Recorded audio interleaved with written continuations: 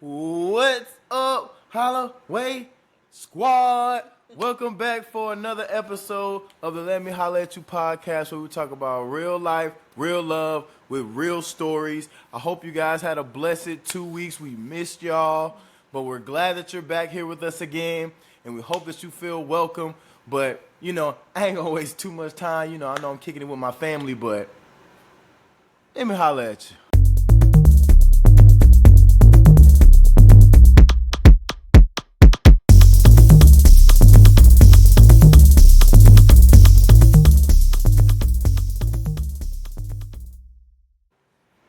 Alright, y'all, as per usual, we're starting off with a story for this episode, and we will react to it. This is going to go right kind of into our theme, or the episode kind of theme for the day. And without further ado, let's get into it. This one is from Reddit. Someone actually sent me this. It was really good, so we're going to obviously talk about it. This is from the relationship advice column on Reddit. All right. This person's story is titled, "Our date went really well, but she, 31 female, asked me, 34 male, to pay for her babysitter after. I haven't been on a date for a long time and need some advice." So, hi, I'm 34-year-old male, and I just had my first date after a divorce. I met this girl, 31, at my friend's party, and we really clicked. After the party, I texted her, and we have been texting for about 3 weeks.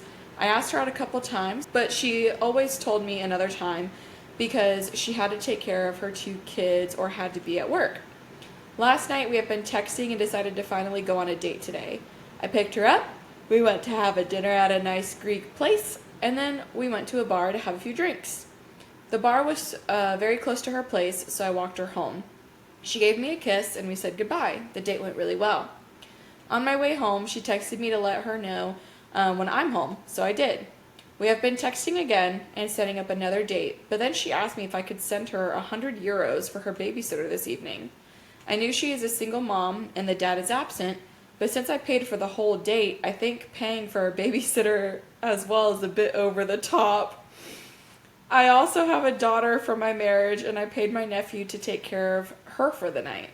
I know that if I'm going to pursue this girl, her kids will be a part of my life, and I have no issue with that.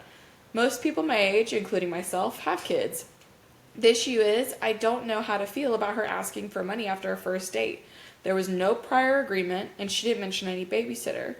I was married for 8 years, and this was my first date after a long time, so maybe it's normal and I'm just overthinking this. Is this normal?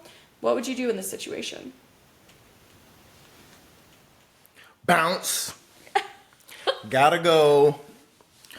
He just straight up said, bounce. I'm out of there. Because, first of all, it's only been one date.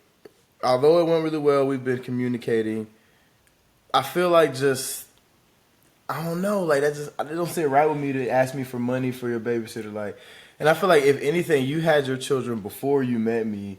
So I'm thinking, if you really actually were genuine about getting to know me and wanted to be, you'd want to show that you could handle that on your own and you were taking care of business. You know what I mean?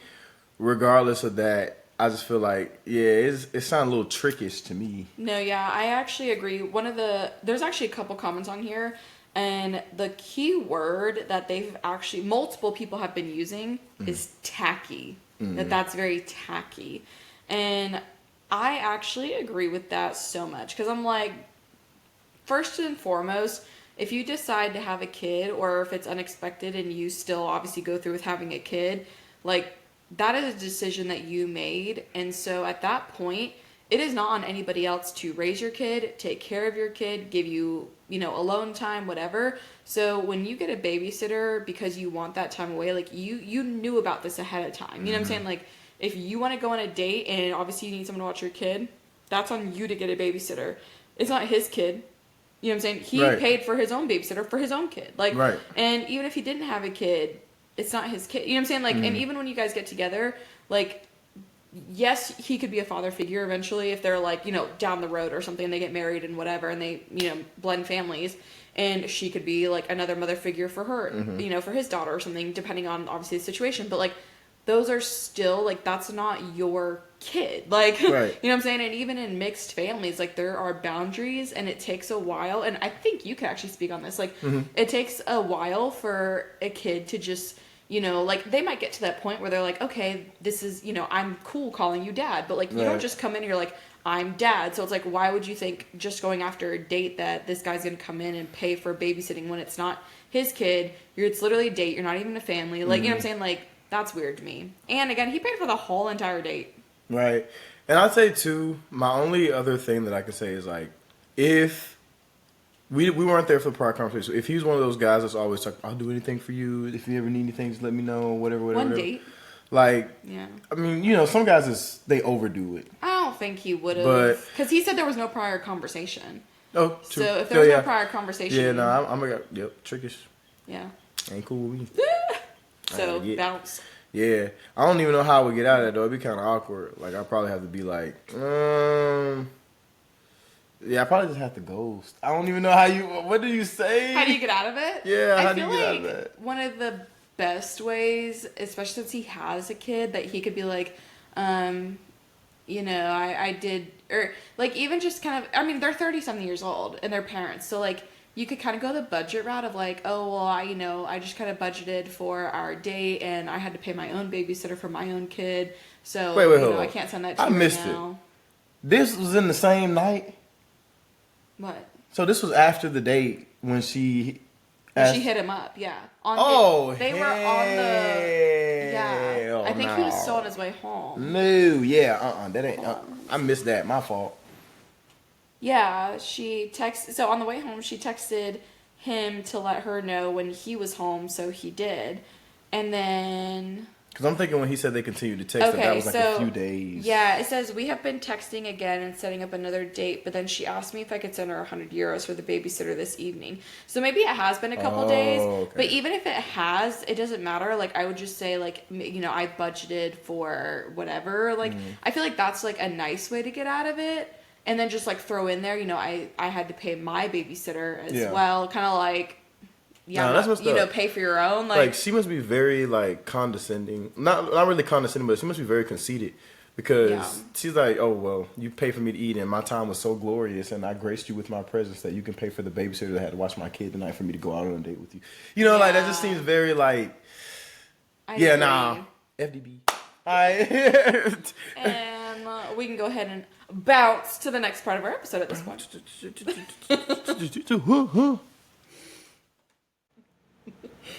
All right, y'all. So, jumping right into our episode now, or should I say bouncing right on in. We are talking about life lessons today, specifically regarding people. We're going to be touching on friendships, relationships, jobs, and maybe whatever falls in between that. Yes. But those are kind of our three major like key points we wanted to touch on. We have a lot of people around us. We have our own personal experiences as well lately that I feel like have really kind of hit home. And so I feel like it was just a really good time that we kind of did this one. Because a lot of people right now, I feel like that we know, and again, us too, are kind of experiencing some change or have had experiences lately with different relationships regarding in different areas of our life. Yeah. That being said, I always touch on jobs. I feel like people don't like think of it enough when it comes to their mental health and like their relationships with people. This also includes like the job that you're at more than you're at home, like because most people work full time. Yeah. And so when you work full time, if you're like depending on the people that you're around, that can really affect you in the long run. And so I've touched on toxic jobs before. I've had them, okay? I've had only, out of all the jobs I've ever had in my adult life, I have only had one job that I believe was not a toxic environment. That's concerning, like, in all fairness. And I feel like the biggest kind of thing that I've gotten from them is that your management is, like, actually, hold on, quotation here, right? Management, bad management, is what makes people leave, not the job. The job itself will not make people leave. People can learn a job, they can learn a skill, whatever, but bad management, 10 times out of 10, will make people leave and out the door. And I feel like as someone who was a manager, you know what I'm saying? I feel like it's like your responsibility to even have your own self growth professionally, but also on a personal level to have some empathy for others and to understand what their needs are. So that way, as a manager, you can be their best supporter in this environment. Right. And I feel like a lot of managers don't do that because they don't want to be wrong. Like, they just want to feel like they can't do any wrong. And if they show any sign of weakness, or God forbid they did something wrong or said something wrong, it's like, well, they're not a good manager. And it's like, no, that's actually not the case. You're actually becoming a worse manager because you can't own up to the fact that you might have done something wrong or you could do better. You know what I'm saying? And it's like anyone who kisses your ass and tells you that you're doing a great job when you obviously have a lot of cracks in there and people are like in a nice way telling you you're not doing your job, like that should tell you something. You know what I'm saying? Right. Like, listen to your employees. And so that being said, I will say is like one of the biggest life lessons regarding people is like when it comes to jobs, I think people need to have a more, and I hate to say it like this, but a more shallow relationship. Like, if you keep that relationship very professional and you don't bring it outside of work and you have that kind of almost shallow, like, you know, what I talk about here is very much work related and, you know, maybe, hey, I went to the farmer's market. It was great on the weekend. Thanks for asking. But, like, Right. you don't go into it too much. You're going to save yourself a lot of pain. I also personally have experience of coworkers who said one thing or, you know, and did the other. Or people, you know, they'll show you one side of themselves, but they will turn on you the moment that they can or twist your words or twist your actions in one way or another to step over you. It's happened to me. And I literally have had evidence of like, no, that wasn't me, but they tried to say I was doing something I wasn't. You know what I mean? Like, but that's the reality of it. Yeah. And, you know, if it works out for you that you get personal relationships from a job that are really great, you know, I'm great, I'm happy for you. But I also feel like that also creates a lot of problems at work is when there's too many personal relationships and people know too much about each other, especially kind of like in that, you know, small town, small job, boutique kind of environment. Depending on like obviously what it is, it's like a lot of boundaries can get loosened and that can become a problem in a professional workplace. Yeah. So I'll hop off my job soapbox, but my biggest like life lesson specifically about jobs, and I always like try to bring this in, is like I would recommend having a more shallow approach in terms of don't show them exactly who you are all the way unless it's obviously about your job. Like keep it very professional, do your job well. You know, I'm not saying be mean to people or be rude, you know, talk to people, but I would keep parts of yourself separate, and that's just to literally save you and keep your work and your job, like your work-life balance, separate and balanced.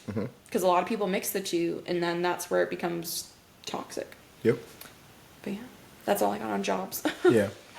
My take on jobs, one thing that I've learned is, you know, trust your gut. You know when it's time for you to leave. You know when a chapter has closed. You know when you aren't being respected, when you aren't being appreciated. And you know when you could be doing better elsewhere.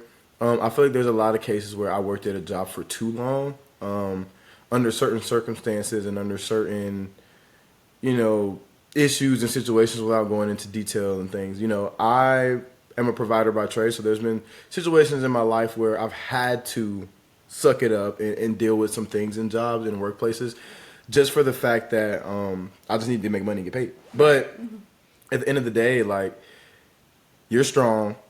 You got that job. You're bound to get another one. They are out there. You can find them. And, of course, don't leave a job until you got another one lined up. Right. That's Unless you got a really good lesson to know. And there's a lot of people out there that don't believe that. They'll leave a job and they'll thug it out and then find their situation. You know yourself, so you know how much thug you got in you. So just, you know, play heed to that. But I think, like, it's okay to leave. Like, it's okay to, if something's not for you. It's okay if you're not happy doing something. It's okay if there's a job that's making you be the person that you know you aren't. And it's okay to say, hey, I choose me over this job, you know. And get there sooner rather than later so that you can get on that job hunt. Because, again, don't leave a job. Yeah. This is my key point. until you have another job. And I think another key point, just to go over into another topic, without getting into jobs too much, is trust yourself. I feel like there's a lot of cases in life where I second guess myself, or I was like, I can't do that, and I switched up and did something else, or it's not gonna happen for me. And I think now, like on the back half, not on the back half of life, but I'm on the back half of like the young years, I guess, whatever. Even though 30 is a new 20. He's not 30 yet, though. Yes, that's not what I was saying. Don't make me older. Anyway. I look 18. Y'all already know. I know y'all ain't. I know y'all ain't tripping. I love y'all. I love y'all. But I think there's a lot of cases where I would have probably been further along in a field or in a direction had I stuck with it and just trust myself, trust my gut, trust what I'm a religious person. I do believe in Lord Savior Jesus Christ. So trusting what God is innately telling you and what you feel around doing what you love to do. And just go for it. Trust yourself. Trust that everything is going to happen the way that it needs to. Of course, as long as you have hard work, dedication, and you're taking the necessary steps toward that, you can be successful. So don't second guess yourself. Don't question if you can do it. Don't have thoughts of doubt in your mind of, oh, I messed that up, or oh, it doesn't sound as good as that person, so I might as well not even. No, go for it. Do that thing. Be that guy. You never know. I can guarantee you, everybody who is that guy in their field never imagined that they would be that person until they took that step, and then they were that. Right. And they just kept going down that rabbit hole. So that's another big life lesson for me. Just trust yourself. And on that route, you kind of got me thinking too, is like something that I have always said, will always say, and I think is great for everyone to hear, is you will keep being thrown the same lesson until you learn it.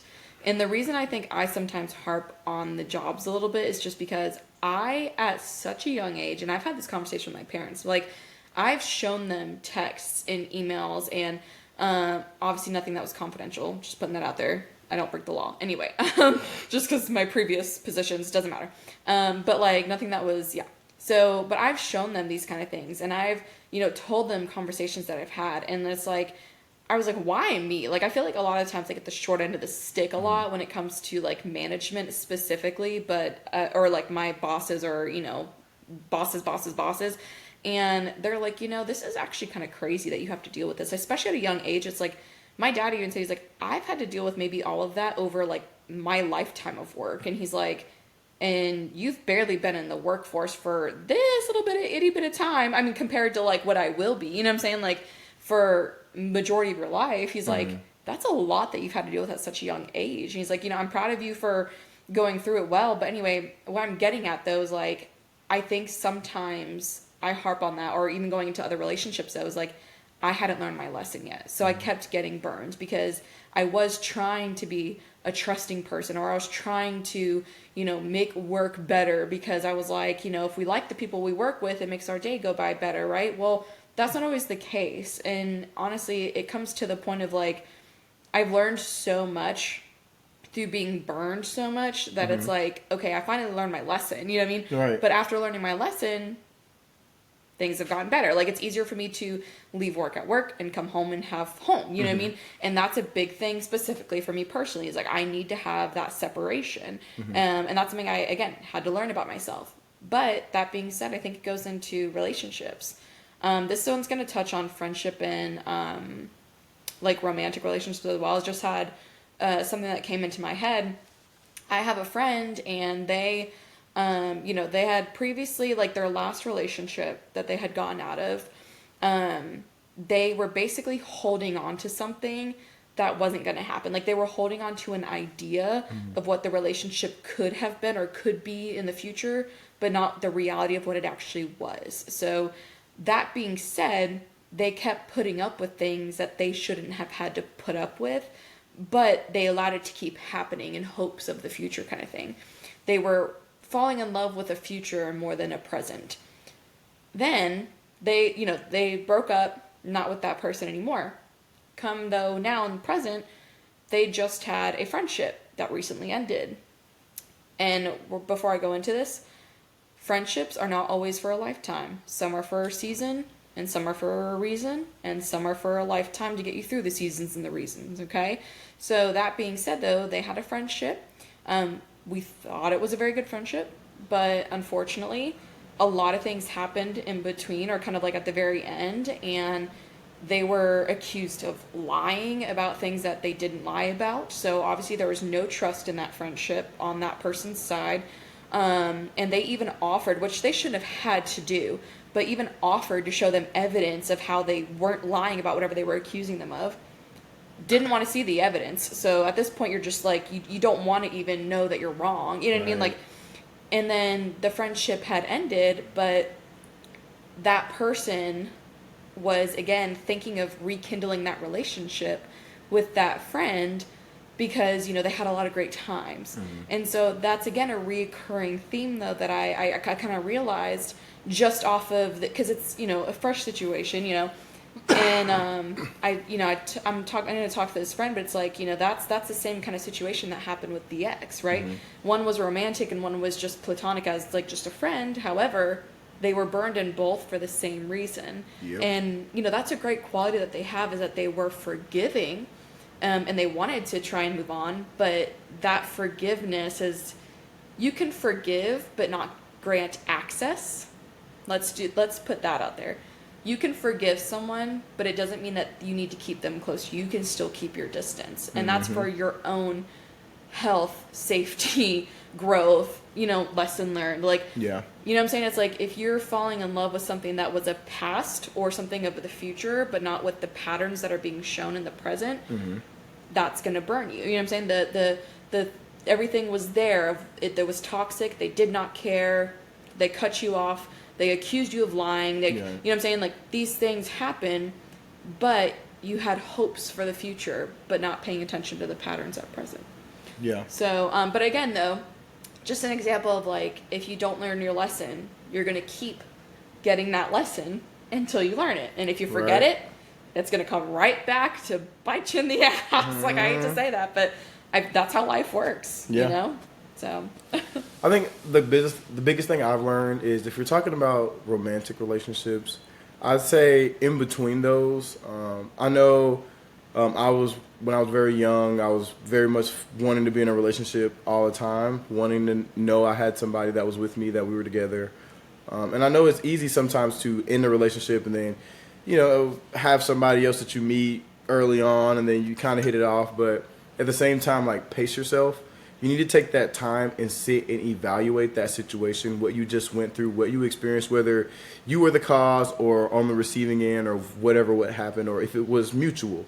You need to sit down and kind of lick your wounds a little bit before you go into your next situation, because inevitably what you're doing is you're carrying dirt from one relationship to the next relationship to the next relationship to the next relationship. And by the time you meet that fifth person, who could be the person you're meant to be with, you have so much dirt that you're carrying with you that it's just too heavy for them to hold. Right. So you kind of have to be wary and just know yourself, but take time. 3 months, 6 months, a year, however much you need to get the clarity that you need before you move on. I think a lot of times people hark on having closure from relationships ending. I think a lot of the time it's not our necessarily need for closure, because a lot of the times things aren't brand new that come up. These are things that were there. You just, for whatever reason, didn't heed to the warning, or didn't take heed to the warning, or didn't look at it for what it was. So I think a lot of times it's just we don't have the clarity. We haven't sat there and thought through it and understood our part in things and the other side's part in things and how we could have moved differently, or, you know, things that could have been said, or maybe it was just nothing that could have been done. It just wasn't us. You know, we weren't meant to be. But you need to address those things before going into the next relationship. And that also counts as friendships as well. How can you be a true friend to somebody if you've had a relationship and you and somebody were so close for so much X amount of time and you fell out, but you don't really know the true reasons why? So many cases you hear, like, what happened to you and such hanging out? And it's like, I don't know, we just kind of stopped talking. That shouldn't really be a case. Like, I don't understand. What do you mean I don't know? Like, y'all just... Well, I actually want to touch on that, because I'm actually a firm believer that you can want closure, but you have to find closure within yourself. You can't seek it from the person that you want it from. And the reason I say that is because a lot of people harp on, well, I just want to talk with them and get closure. We just need to talk and have closure. Okay, well, why do you need to talk to them? Why don't you sit back, evaluate your actions? Why don't you evaluate their actions? Evaluate what you guys were in terms of like what situation you're in, your environment that you're in. Like the closure that you are seeking, you can't seek from somebody else. You have to do that and find that internally, because to be very honest, one, that person may not ever actually tell you the full truth as to why they acted or did what they did, because they could have their own thing going on. You know what I'm saying? So, and on top of that, they could tell you something that would they know will hurt you, or that they just want to jab at you for. You know what I mean? Like you can't seek closure from others, because if you're seeking closure from others, you're seeking acceptance and validation from someone that you don't need to be seeking it from. You need to seek acceptance and validation within yourself. And that kind of goes along with the self-growth as well, and like why in relationships and like there's a lot of insecurities that'll come up, and I think that a lot of that would get solved if you just set boundaries for you. You know what I mean? Like it's kind of that like the way of like you teach people how you want to be treated. So when you accept things that are not to a certain standard, people know that they can treat you badly because you're letting them treat you badly. You know what I'm saying? You're teaching them how to treat you. But if you hold yourself to this standard and you don't falter on that, and you hold everyone else around you to that standard, yeah, you might have less people around you because it's a higher standard to meet. But the people who do meet that standard and or rise above it are those people that are going to be there for a freaking lifetime. You know what I'm saying? Like, because you know that they are A1, they're at that standard you need them to be. And because you're holding your standard here, you have the self-respect for yourself that you don't need to seek that acceptance or validation from others. You will internally get it done and figured out yourself. Even if that closure for you could be, I did everything I could do. I was a great person. I always put my partner first. There's nothing I would change about me. That guy was just an asshole. You saying that out loud and come to that realization, you've gotten a lot of feedback about yourself in going to the next relationship. The things that you settled for in that last relationship, you won't settle for anymore. You'll notice the signs in the type of guy or the type of person you are talking to the next time, which will make you move differently. You hold yourself now to a different standard. You know what you have to offer a relationship. You know what you have to offer a person. So you're not going to accept less than that from them as well. So that closure can come from many different ways in many different forms. But all in all, it is to get you through it, get you through the lesson so that you learn what you need to learn to go into the next chapter and potentially be successful. Because ultimately, I feel like in our stories, even if you've been dealt a difficult hand and it feels like you were just meant to lose, I feel like everybody's story is a hero's journey. It's just, you got to put the work in. You have to have the faith and keep walking and keep pushing to get to that point. And that could mean something different for totally different people. Yeah, 100%. But overall, I think those are all of my kind of like little life lessons with people. I think like when it comes to relationships, like I said, honestly, that's really for me just about like you show someone how you want to be treated by letting them do whatever they do, and not if you don't hold them to a standard or set a boundary, like that's on you. And the reason I think I say a lot of I just kind of realized this actually enlightenment moment while we were talking just now, is I feel like everything that I say sometimes is always like, well, what could you have done better? Meaning like reflecting on myself. And sometimes like things do happen just environmentally that go, like you can't control everything, right? But a lot of actions that you can control, obviously your own actions, you can control your own emotions, you can control who you forgive, when you forgive, the closure that you get. Like that's all really an internal thing. And the reason I feel like I feel like that a lot is because I always kind of said like I was a perfectionist in a way, but I think that thinking growing up, like yes, it was great for sports, but now as an adult, it's turned into, instead of like a physical thing where I have to be a perfectionist of my sport or I have to be a perfectionist in school, like has now turned into I need to be a perfectionist of myself. And sorry guys, I'm having a whole therapy session. I really just realized that now has turned, like that perfectionist of myself has turned into me always self-evaluating. And I just realized that everything I've been saying and all of my different like little life lessons that you can learn and things, it's like everything was all very much like, well, how do you heal yourself and how do you get over that? And you don't seek closure. You need to find closure within yourself. Like, everything's very internal for me. Yeah. So I just really realized that. Like, I rarely, that's another thing too, is like, but I don't think that's a bad thing. Like, you control your own destiny, Yeah, for sure. So it's like, I don't know. Shoot, maybe I'm onto something, right? Maybe so. But that's all I really had. One day we'll know. Yeah. Do you have anything to add? No, I think I covered everything. As far as I've gotten, like I said, we haven't lived some super long life. So Right. we have a lot more experiences to go that I look forward to. I look forward to learning. I look forward to episode 50 when we're doing a revamp of the life lessons and we're adding to what we've already given because we've learned more. But Well, now we need to write that down. We got to get to episode 50 and do a life lessons revamp. like, comment, subscribe. But all in all, trust yourself, love one another, treat people how you want to be treated. I think all that jazz. Those principles cover everything that we can do on our end as human beings to try to be better. I agree. And I think as long as we're shooting for better in all our relationships, you can't lose. Yeah, always set boundaries with others. And remember, not everyone is in your life for a lifetime. Sometimes they're there for a season or a reason. Mm-hmm. So Can't hit a home run if you never stand up to bat. very true. Well, that being said, we're going to go ahead and bounce out of this conversation. I'm sorry, you guys are probably so tired of me saying bounce now.